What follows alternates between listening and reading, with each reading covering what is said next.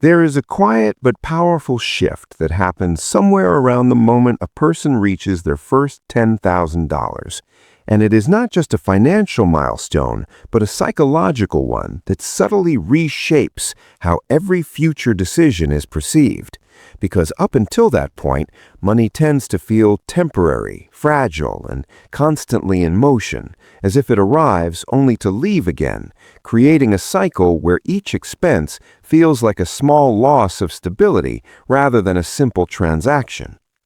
At lower levels of savings, every purchase carries emotional weight, not necessarily because the item itself is significant, but because the remaining balance becomes uncertain, and this uncertainty forces the mind into short-term thinking patterns where decisions are evaluated based on immediate impact rather than long-term positioning, which is why spending $20 can feel disproportionately large when the total available resources are limited, even if logically the amount is small.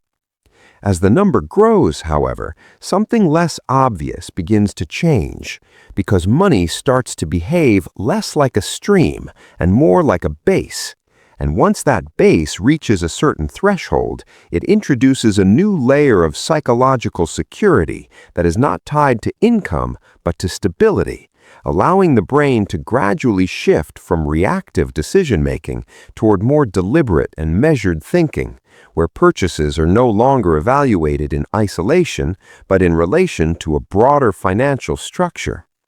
This is where the $10,000 threshold becomes meaningful, not because it is universally sufficient, but because it represents a point where the relative impact of small expenses begins to diminish in proportion to the whole, and the mind starts to interpret spending differently, no longer as a direct threat to survival, but as a manageable adjustment within a larger system, which reduces emotional friction and opens the door to more consistent behavior.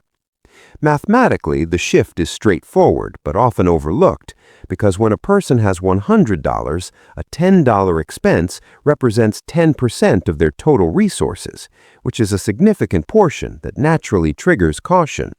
Whereas at $10,000, the same $10 expense becomes just 1/10 of 1%, a difference that is not just numerical but perceptual, as the brain tends to respond more strongly to relative changes than absolute ones, making smaller percentages feel less urgent and less stressful. This change in perception does not eliminate poor decisions or guarantee better outcomes, but it does alter the environment in which decisions are made, and that environment plays a critical role in shaping behavior over time, because when financial pressure decreases even slightly, cognitive bandwidth increases, allowing for clearer thinking, better planning, and a greater ability to delay gratification without feeling deprived. There is also a compounding effect at play, not only in the financial sense, but in the behavioral one, because once decisions become less reactive and more intentional, the consistency of those decisions improves, and over time, that consistency can have a greater impact than any single large action, creating a gradual reinforcement loop where stability supports better choices, and better choices support further stability. At a systemic level, this threshold highlights an important aspect of how economic structures influence individual behavior, because access to even a modest financial buffer can change how a person interacts with risk, opportunity, and time itself, often allowing them to think in longer horizons, negotiate from a position of less urgency, and avoid decisions that are driven purely by immediate necessity.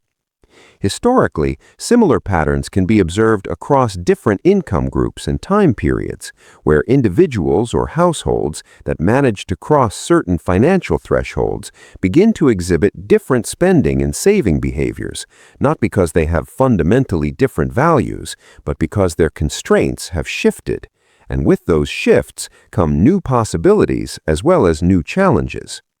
What makes this particularly important is that the threshold itself is not fixed, as it can vary depending on context, cost of living, and individual circumstances, but the underlying principle remains consistent, which is that as the ratio between resources and expenses changes, so does perception, and with that perception comes a transformation in how decisions are experienced on a daily basis.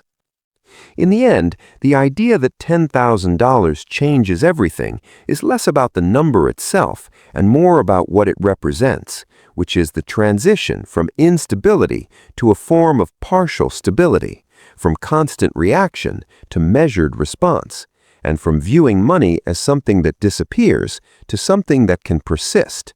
And once that shift begins, even in a small way, the entire framework through which financial life is understood starts to reorganize itself, often quietly and without immediate recognition, but with lasting effects over time.